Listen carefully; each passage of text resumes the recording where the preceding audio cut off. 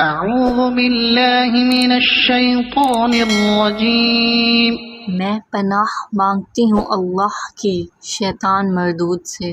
بسم اللہ الرحمن الرحیم شروع اللہ کے نام سے جو بڑا مہربان نہایت رحم والا ہے۔ لإيلاف قریش چونکہ اللہ نے قریش کے دلوں میں ایک رغبت پیدا کر دی۔ إيلافهم رحلة الشتاء والصيف ان کو جاڑے اور گرمی کے سفر کی رغبت دلائی۔ فليعبدوا رب هذا البيت لہٰذا انہیں چاہیے کہ وہ اس گھر یعنی خانہ کعبہ کے مالک کی عبادت کریں، الذي أطعمهم من جوع وآمنهم من خوف جس نے ان کو بھوک میں کھانے کو دیا اور خوف سے امن میں رکھا۔